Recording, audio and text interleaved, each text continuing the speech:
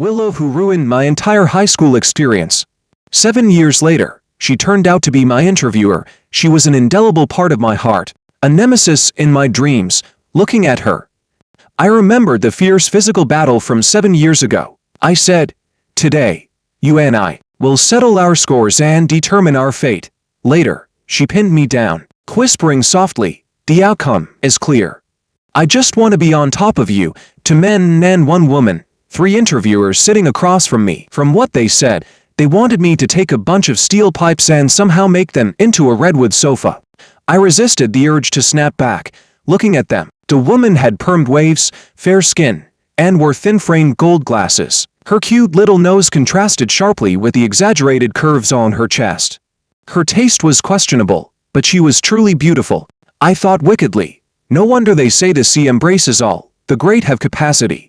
Noticing my gaze, she quickly glanced at me, then looked down, pretending to play with her phone. Strange, why did she seem more nervous than I was? The more I looked, the more familiar she seemed. It felt like there was a thin bubble blocking her face, and if I dared to poke it, I could see her true self. She sneaked another glance at me, saw that I was still staring at her, and hurriedly put down her phone, pretending to pick at her nails. I suddenly stood up, pointing at her. "What the? Willow." She also stood up, stammering, "What? You don't mess around." Old grudges and new grievances flooded my heart as I walked towards her. Don't mess around. I guess my face looked menacing because the man in the middle reached out to stop me. "What are you doing?" He turned to her. "Willow, do you know each other?" She clutched her chest, stepped back, and timidly nodded. Wow, 7 years apart. And now she's pretending to be a lady. Where was the roughness of pinning me down back then? Where was the boldness of kicking me to pieces? In high school, I was a quiet, rule-abiding kid who loved to draw. I had 2 unforgettable female classmates. One was named Anna, the other Willow. Anna was very pretty, and I liked to secretly draw her. Later, a guy named Fun grabbed my stack of drawings and held them up. "Let me see who you've been drawing." Instantly, a crowd surrounded him, and I couldn't push through to get my drawings back. They flipped through the pages, one by one, of Anna gazing out the window, Anna smiling. All the drawings were of the same girl. Finally, they all looked at Anna. She was at a loss, blushing, and laid her head on her desk, not wanting to see any of it. My heart sank. My secret crush, which should have ended quietly, was now exposed for all to see. I walked home, dejected, stepping on my shadow. "Hey, George." A voice like cotton candy came from behind. Anna was following me with a smile. "Sorry." I apologized, my head hung low, feeling I had implicated her. "Give me the sketchbook." She extended her slender fingers, translucent in the evening light. I fumbled to get the sketchbook out. She hugged it to her chest, hummed softly, turned, and then looked back with a smile. "It's good. I like it." Watching her hair sway, I felt like I was floating, my young, innocent feelings growing wildly. Unfortunately, Willow shattered those feelings with one blow. Willow was the sports commissioner, with short, neat hair and outstanding track and field performance. She represented the school in many sprint events. Probably used to being decisive and efficient, she especially hated procrastination. I wasn't in great shape, so I often fell behind during runs, and she would push me along while cursing like a dung beetle. I was lazy and always tried to hide in the classroom during break exercises, but she would always find me first, blowing her whistle like a pig farmer, and drive me downstairs. At that time, I often drew little comics for my classmates, so she was always the main villain in my stories. If these works unfortunately fell into her hands, she would crumple them into a ball and throw them into the trash. That was my hard work, and it broke my heart, but I didn't dare to say anything, so I portrayed her even worse in my comics to vent my anger. After the incident with Anna's sketchbook, she sat on my desk with her legs crossed over the chair opposite, looking like a commander ready for battle, making me tremble with fear. "Hey, great artist, with so much free time, draw a few pictures for me too." With that, she jumped off the desk, resting her right hand on the place she had just sat on, her left foot on the horizontal bar of my chair. Leaning slightly forward towards me, she wore a slightly wild smile and looked at me lazily. Years of running training had given her skin a tense sweet color. Her most noticeable feature was her long legs, typical of an athlete, with well-defined, tight calf muscles, and her thighs were long, strong, and beautifully shaped by long-term training. Meeting her gaze, her face was wild yet charming, with a pair of vibrant, deep, and intense eyes. Unfortunately, At that time, I liked fair-skinned, fresh, and delicate girls, unable to appreciate her athletic vitality. I just thought she looked like a tomboy, with no attraction for me. I shook my head and said, "I can't draw you." She raised her left eyebrow slightly and asked, "What do you mean? Don't you draw well? If I'm so good at drawing, why do you always crumple and tear up my drawings and throw them in the trash?" I looked at her angrily. "Mourning my lost comic originals, all your drawings are rubbish. You were the one who criticized yourself. I didn't say anything. But what you drew wasn't me at all. It was defamation. Slander. You need to face yourself." She puffed up like a silly deer but quickly smiled and said, "Fine. You won't draw, then run the 1500 meters at the school sports meet. There's not a single boy from our class signed up, which is useless." She winked at Anna and said, "Isn't it useless?" Anna giggled, and Feng and the others egged me on, making it seem like if I didn't run, I'd disgrace the whole class. I got carried away. "Run? I'll run. You don't think I can finish, do you?" I was determined to let Anna see my moment of glory. So, after the 1500-meter race, I became famously embarrassing at school. That's the guy who fainted during the 1500 meters. The funniest part was when a girl went to help him, and he puked on her shoes. Unfortunately, that girl they were talking about was Anna. She really saw my moment of glory. Anna started to politely distance herself, never showing me that shy, gentle smile again. All of this was thanks to Willow's ill intentions. She definitely knew I would make a fool of myself. I was filled with resentment and completely at odds with Willow. I drew a series of comics about a dung beetle girl pushing dung balls on the playground. A few days later, high-resolution photos of me fainting and vomiting were circulated throughout the school. Damn it, she even took secret photos of me. I hid her bike in the boys' bathroom, and the next day, my bike was hung up in a tree. Such incidents were too many to count. My entire high school life was almost consumed by fighting with her.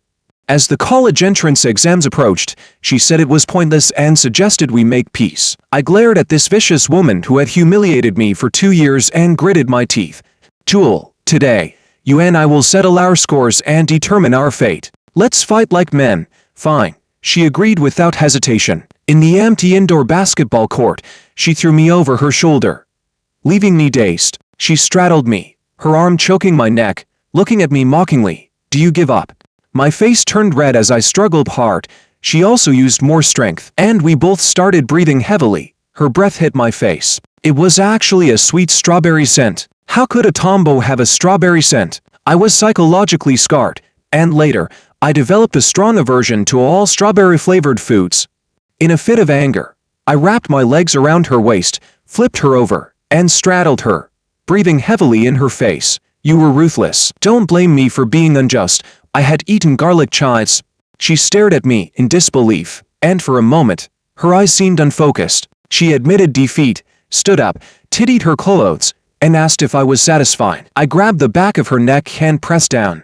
"From now on, you have to call me Big Brother." To my surprise, just like a cat, grabbing the back of her neck seemed to hit her weak spot. She went completely soft and repeatedly begged for mercy. After discovering her weak spot, I enjoy a period of glory. She began to behave unusually obedient and considerate towards me. She even researched and analyzed for my college entrance exam choices, finally suggesting furniture design. Her earnest persuasion almost moved me to forgive her. However, it turned out that a traitor remains a traitor. It was all just a ruse.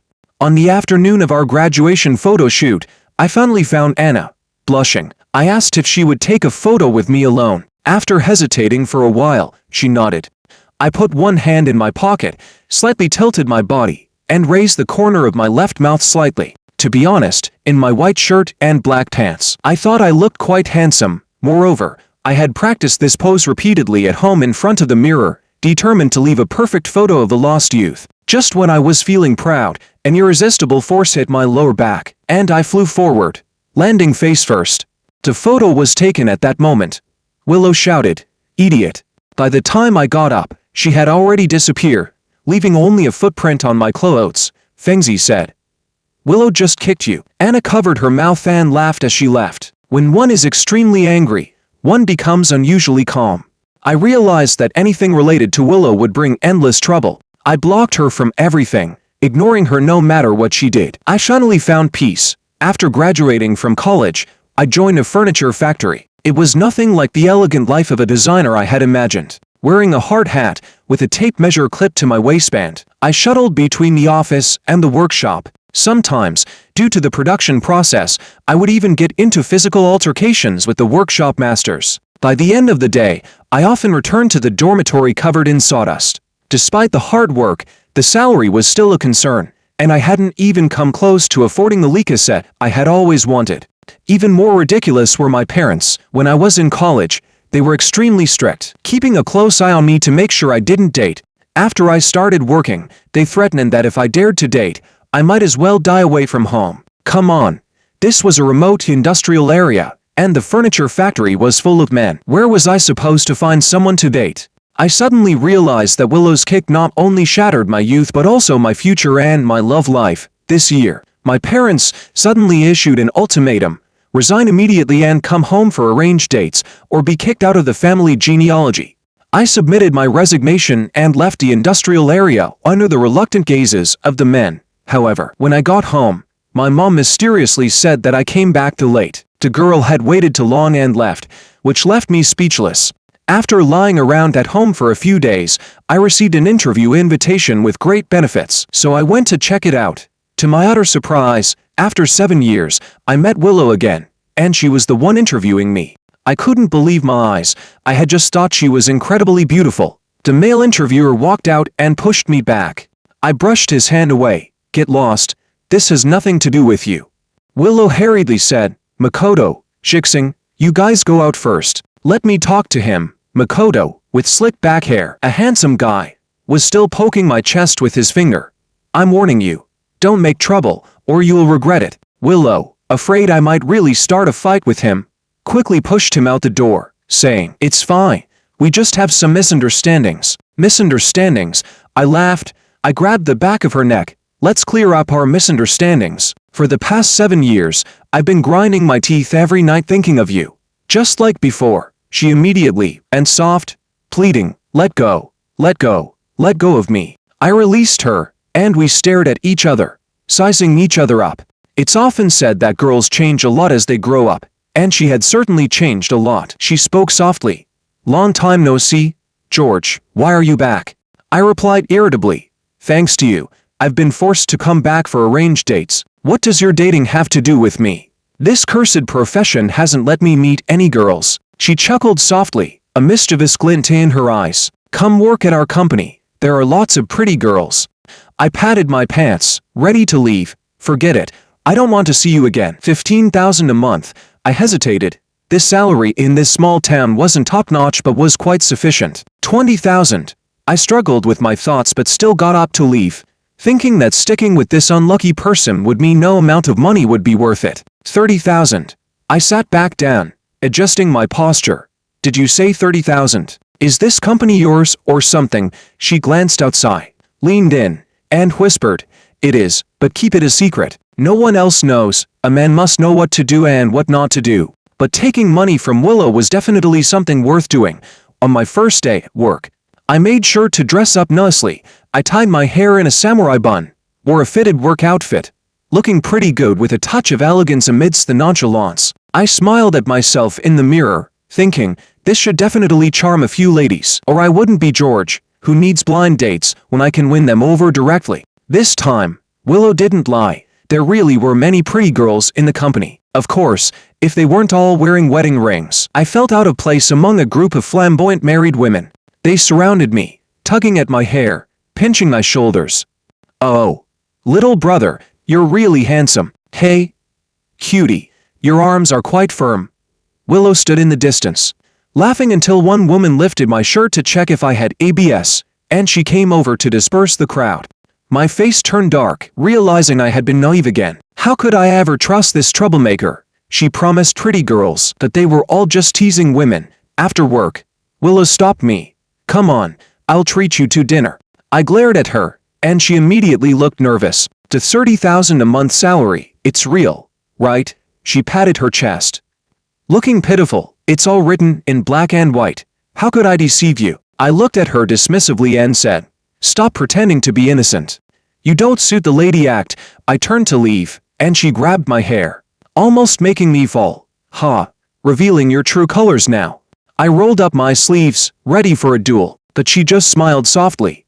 7 years, and you're still a hothead. The boss is inviting you to dinner. Can't you show some respect? We had hot pot for dinner. She was surprisingly considerate, preparing the sauce and cooking the meat for me. I was curious about how this former sports prodigy ended up running a design company.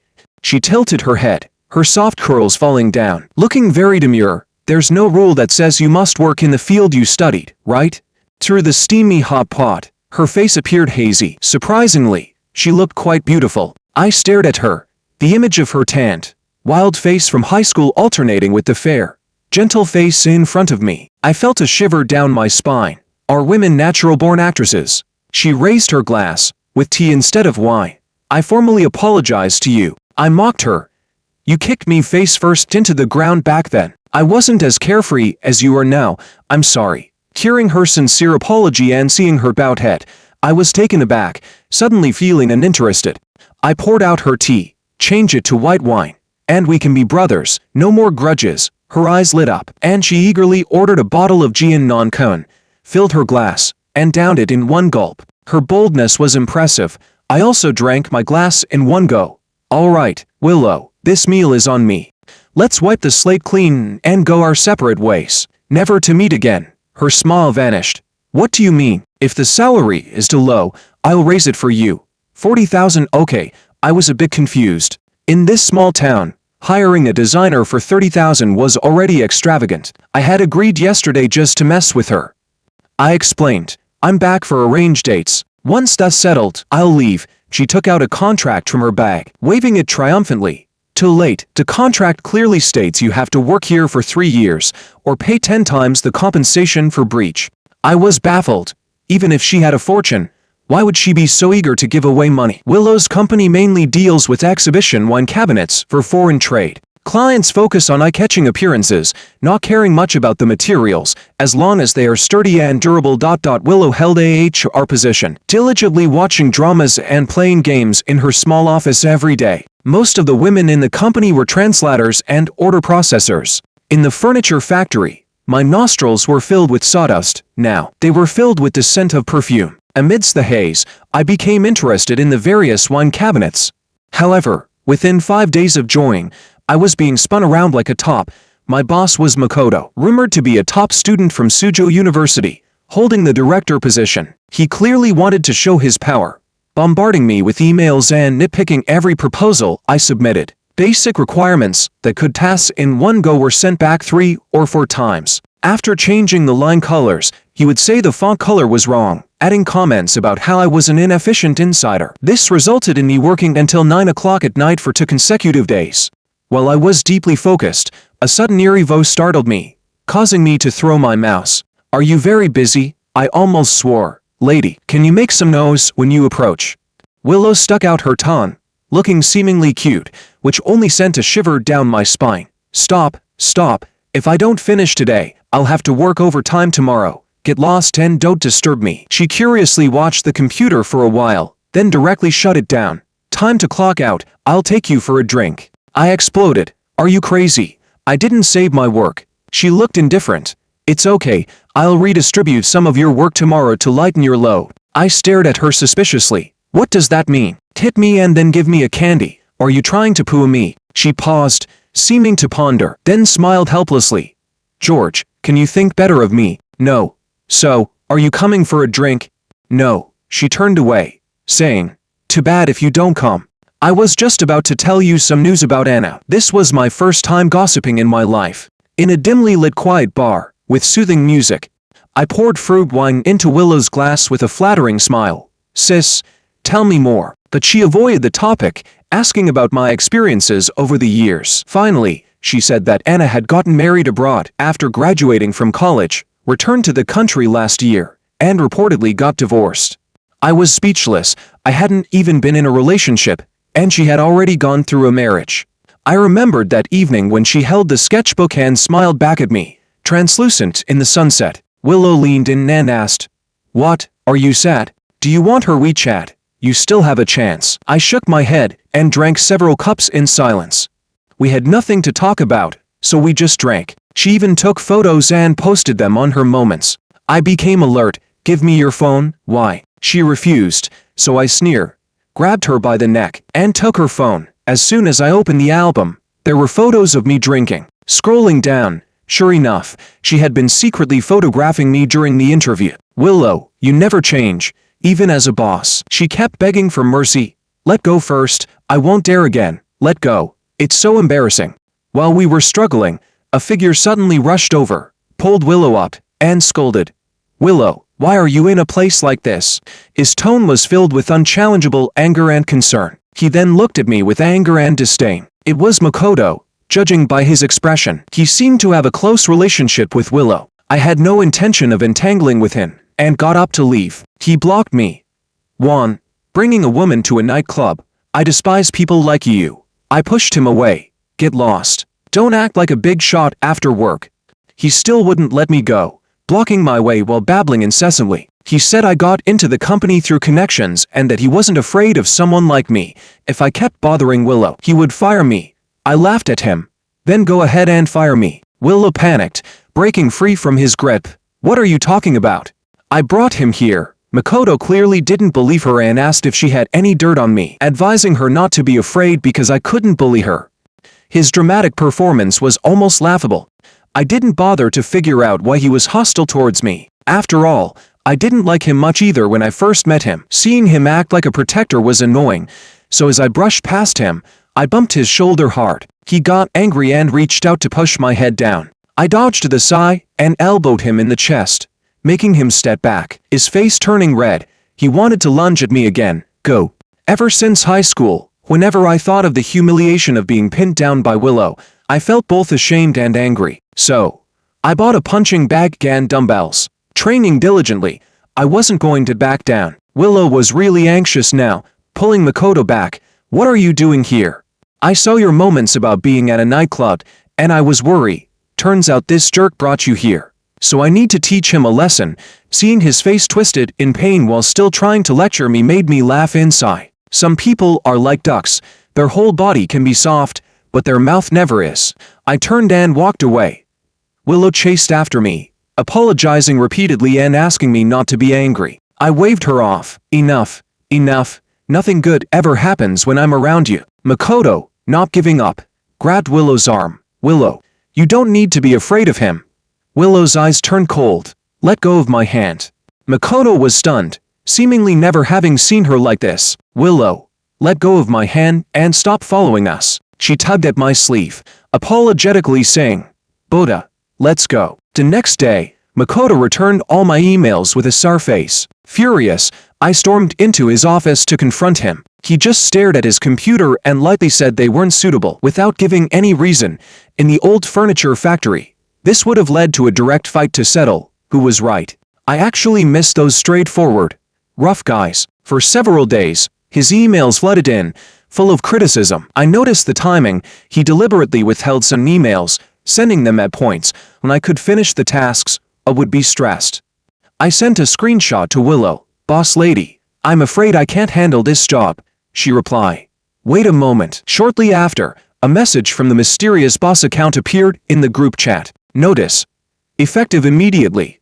George's tasks will be directly assigned by me. Xiaoqiu and Shaol will assist with translations. No one else is to interfere. Then, on to Makoto. Please handle and redistribute the backlog of tasks previously assigned to George. The whole office fell silent, and I was stunned. Even though it confirmed the rumors of my nepotism, it felt strangely satisfying. I quickly messaged Willow. Hey, do you know how to proofread? Nope.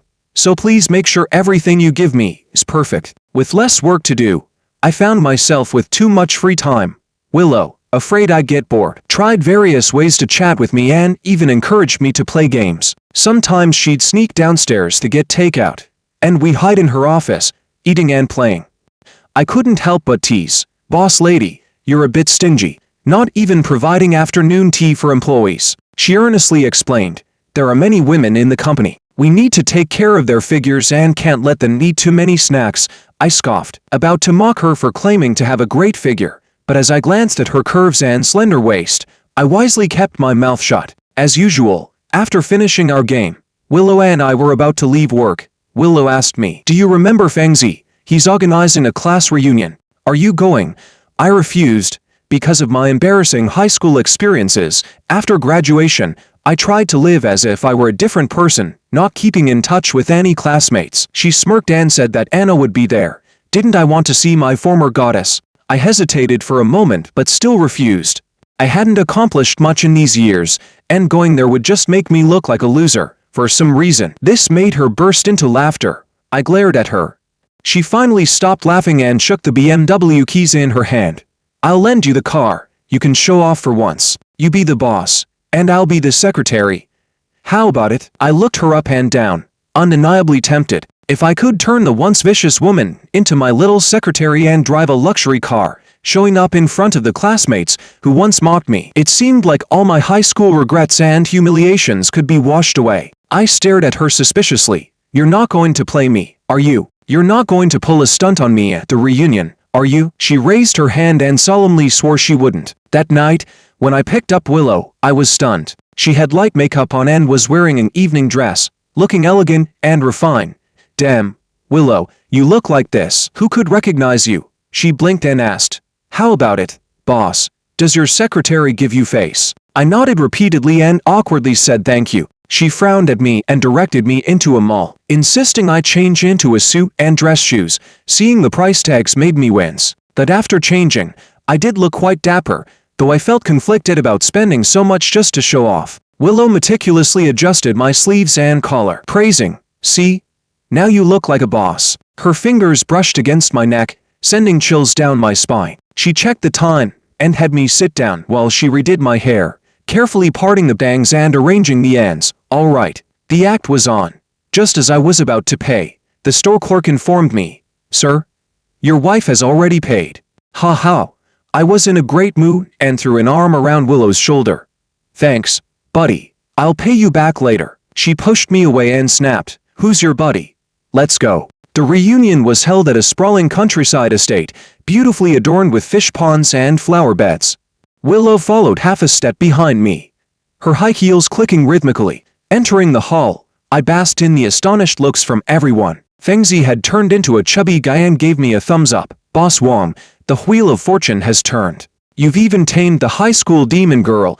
I nodded nonchalantly. I was trying to act mysterious, mainly because Anna was seated right next to me. In fact, the moment I entered, I had been looking for her. She was sitting in a corner, wearing a light blue dress and a matching hairband, still as pure as a student, with no signs of having been divorced. As we sat down, Fengzi smartly moved Anna to the seat next to me. Facing my former crush, I gathered all my courage and only managed to say, "Long time no see." She covered her mouth and laughed softly. "Boss Wong has been so successful. No wonder you haven't contacted your old classmates." She raised her glass to clink with mine, her fingers brushing against the back of my hand, making me unexpectedly nervous. Willow was also surrounded by many people. She had a high reputation in high school and now, transformed from a wild girl to a beauty, she attracted even more male classmates. She smiled lightly and didn't touch a drop of alcohol, then playfully glanced at me and said she still had to drive the boss home, so she couldn't drink. She asked me to drink for her. Seeing her giving me so much face, I relaxed and accepted every drink. If I hadn't gotten used to drinking cheap liquor with those rough guys before, I might have been knocked out. Midway through the drinking, Anna pushed her phone towards me with her WeChat QR code on the screen. I felt a bit dazed. After graduation, the only classmate I had tried to keep in touch with was her, but every attempt to at her went unanswered. Now, she was offering her QR code to me. And throughout the whole event, no one mentioned the embarrassing incidents from high school involving Willow and me. A wave of unreality and irony washed over me. After chatting about school memories, the conversation naturally shifted to social status, networking, and business deals. Willow handled it all with ease. Anna, perhaps because her experiences were so different, eventually walked out alone. Feeling dizzy from the alcohol, I followed her out. I thought it would draw laughter, but everyone just ignored it. Anna was standing in the corridor, staring blankly at the sky. I stood beside her, thinking I had 1,000 words to say or some motivational speech, but all I managed to blurt out was, "The weather is nice." The alcohol hit me, and damn it, I hurried away and threw up magnificently in the sink, just like the 1,500-meter race in the school sports meet. I felt like a clown being instantly reverted to my original form. This time, Anna didn't scream or run away. She gently patted my back and said worriedly, "Don't drink too fast." Countless emotions intertwined in my heart, making me feel terribly uncomfortable. After a while, Willow came and took me away from the estate. Walking on the path between the flower beds, the wind rustled the leaves. My nose felt sore. My eyes welled up with tears, and I waved my hand in a daze, saying, "Pay the bill, I'm treating. Pay the bill." She supported me like a child, soothingly saying, okay, it's paid." When I woke up, I was in a hotel. Amidst the chaotic fragments of memory, I recalled refusing to go home, talking a lot, and even shedding tears. Willow drove me around the city in her car. I felt a surge of emotion, grateful for her effort, and called her to thank her.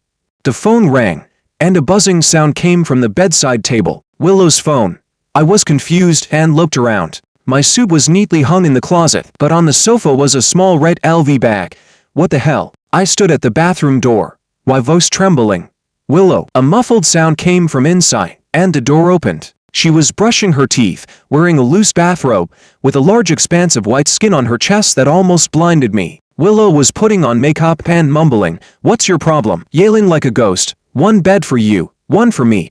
I didn't take advantage of you. You drank like a corpse. I worried all night. You're restless when you sleep, always kicking the covers." I felt utterly embarrassed, my face flushed, and I kept apologizing. At the end of the month, I received a notification that $30,000 had been deposited into my account.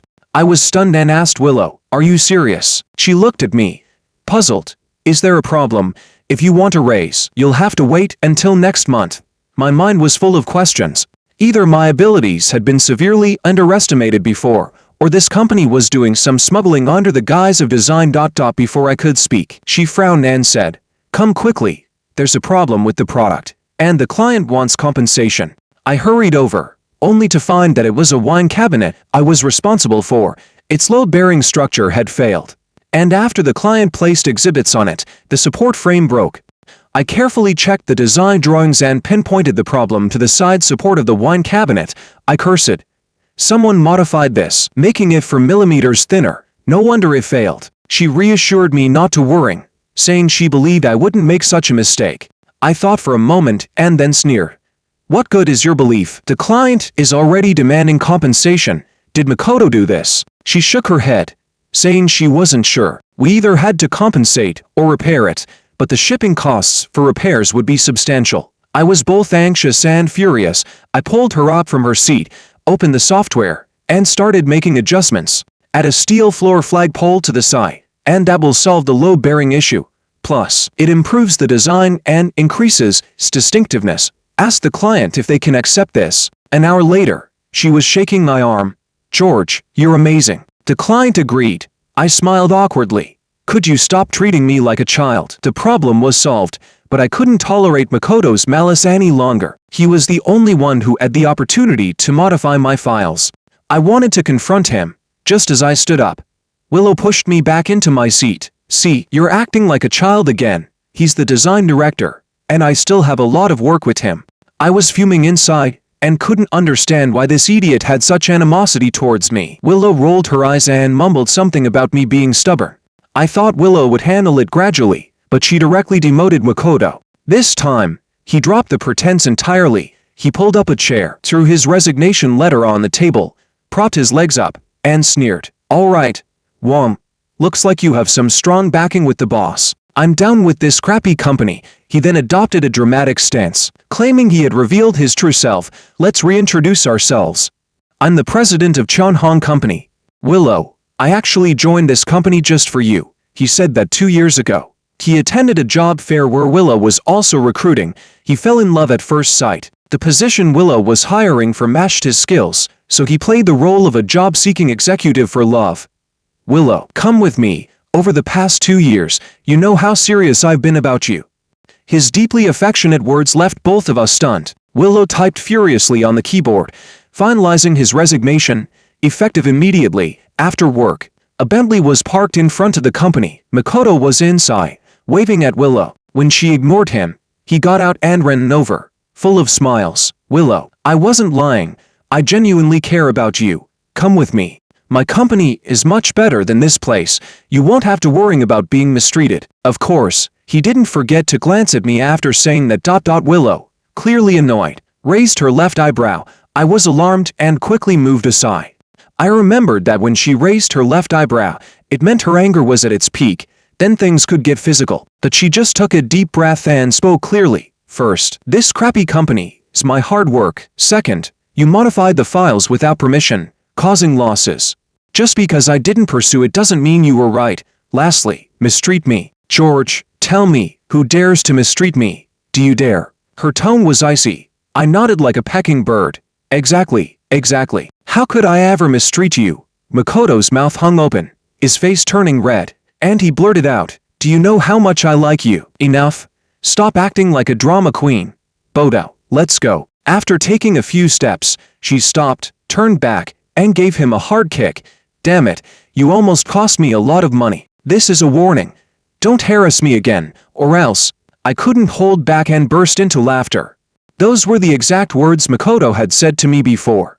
Seeing him trying to persist, I shook my fist at him, and he left dejectedly. Willow glared at me. What's so funny? Do you think this is funny? Now that we don't have a director, you're up. I quickly stopped laughing. No way, I can't do this job. She kept walking. Useless. The next day, my office supplies had already been moved to the director's office, and Willow had relocated her little setup in there as well. People in the company were whispering. It felt so strange.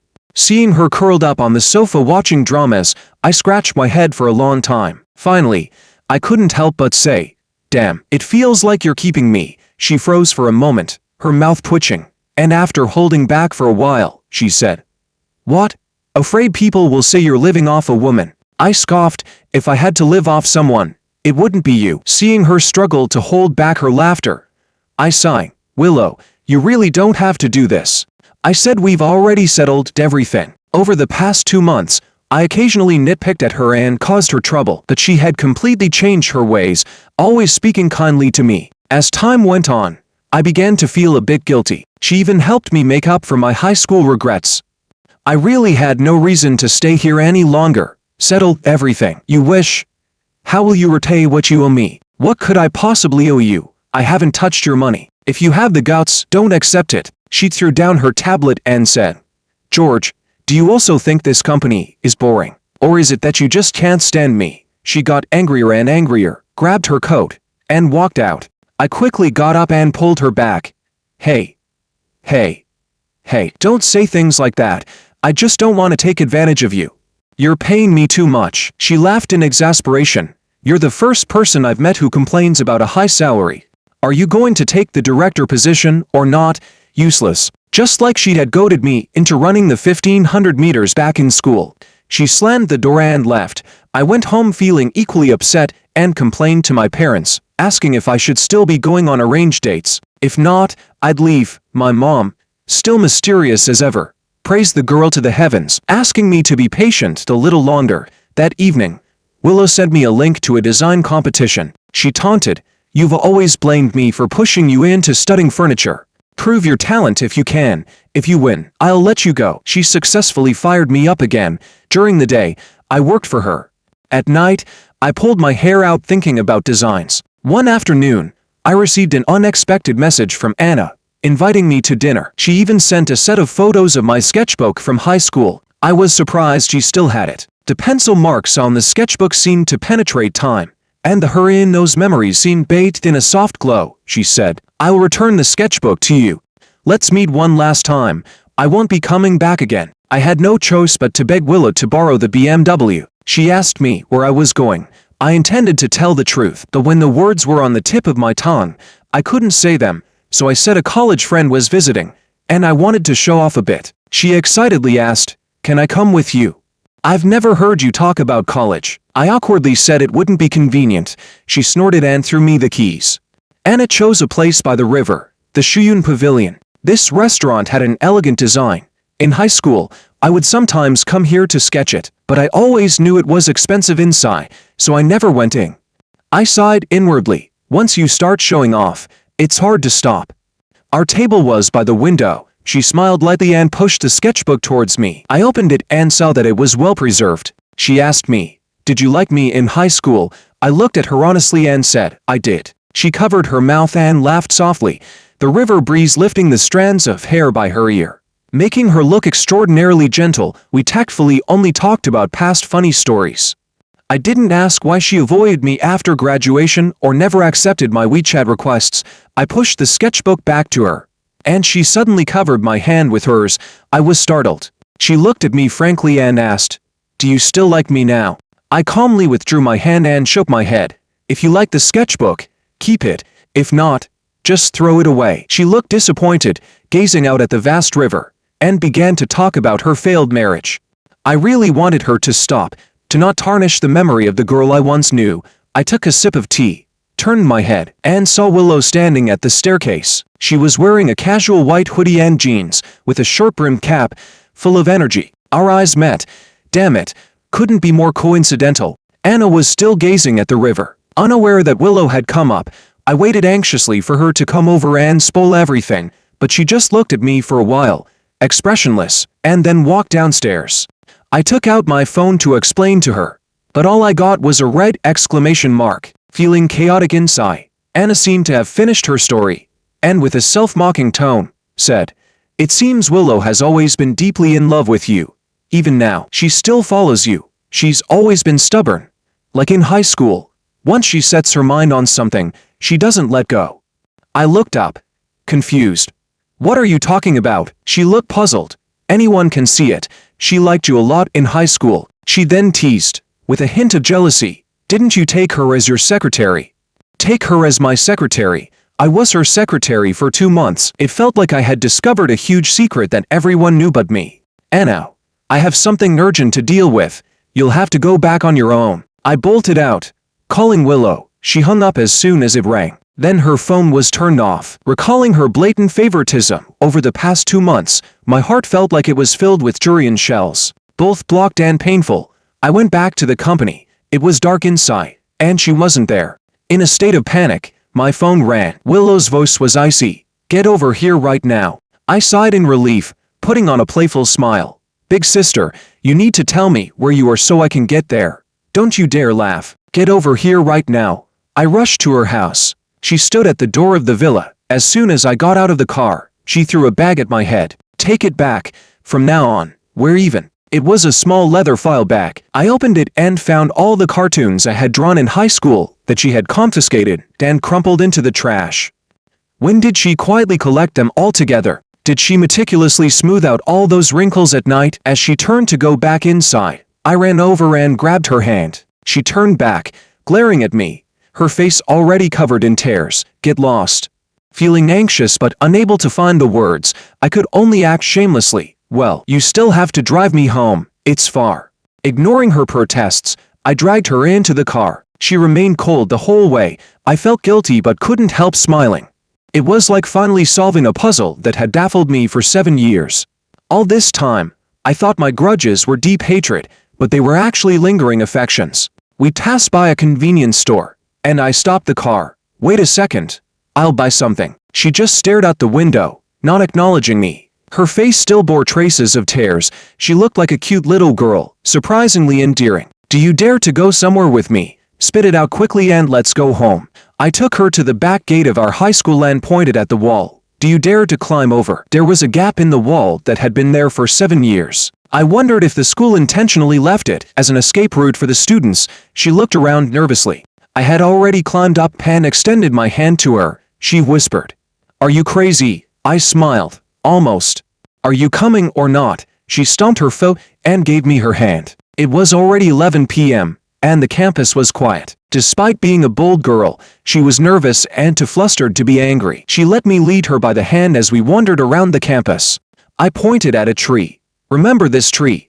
You hung my bike up there. After school, I had to climb the tree to get it, with everyone watching, while you shouted, 'Monkeys going up, monkeys going up.' And here, in the morning, we swept the fallen leaves. We fought with the brooms until they broke, and we both got scolded. I ended up paying for it." She snorted lightly. "And here, you kicked me and I fell flat on my face. Even though I was trying to look cool." She burst out laughing. "And that final duel, I actually lost. You threw me so hard, I was dazed." She scoffed. "Weakling." So, want to have another fight now? She looked at the empty playground and, after a long silence, said, "Forget it, it's pointless, in your eyes, I'll always be a tomboy." She quietly walked along the white lines of the court, while I follow, stepping on her shadow cast by the moonlight. It's nostalgic. This is my first time back at school since graduation. Everything seems the same, yet everything has changed. You're leaving, aren't you? I tore up the contract.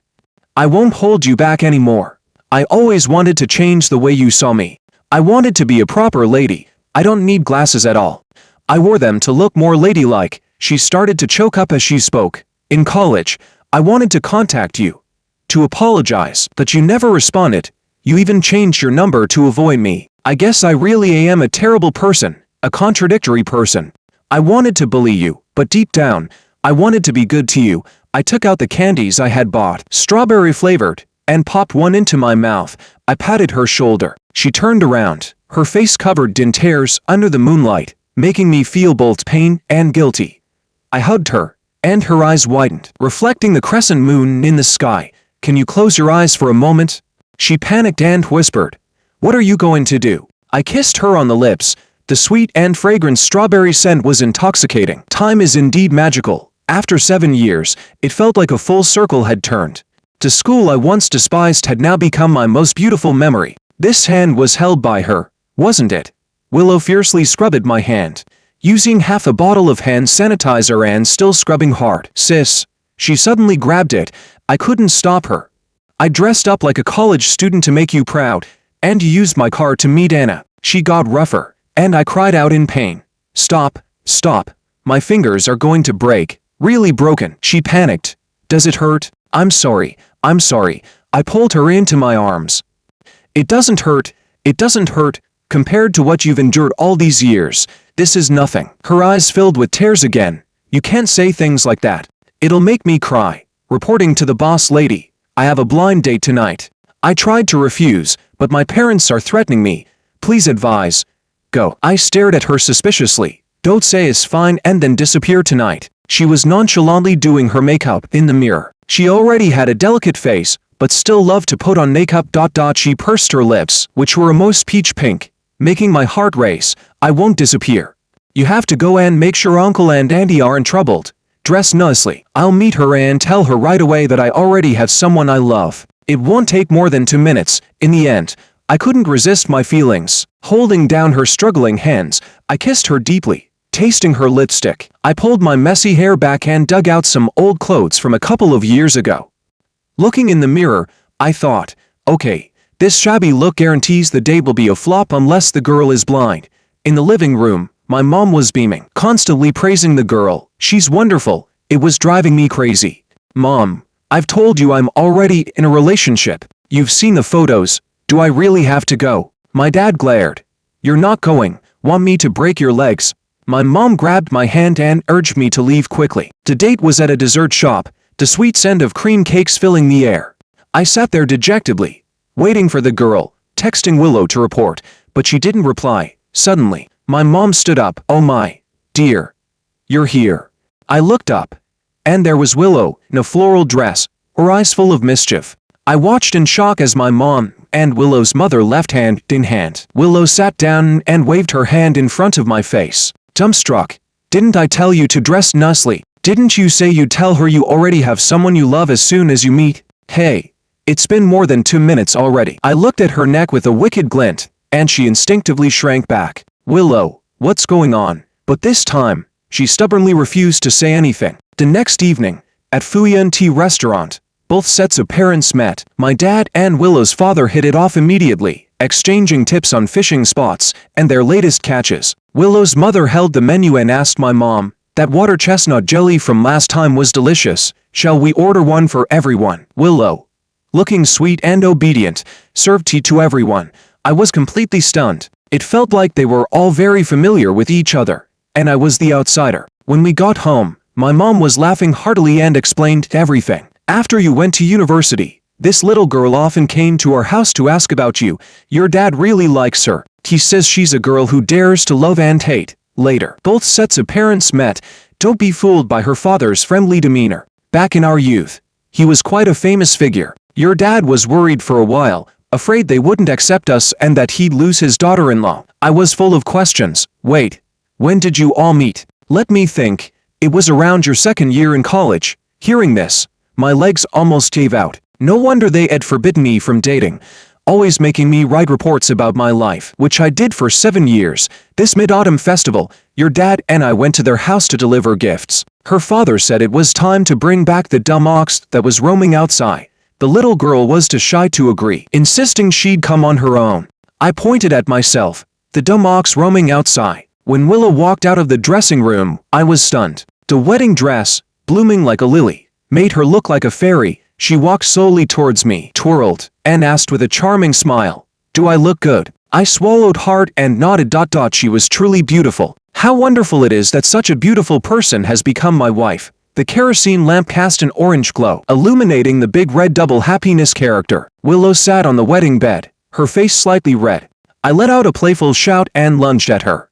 She flipped me onto the bed with a deft move, straddling me with her long legs.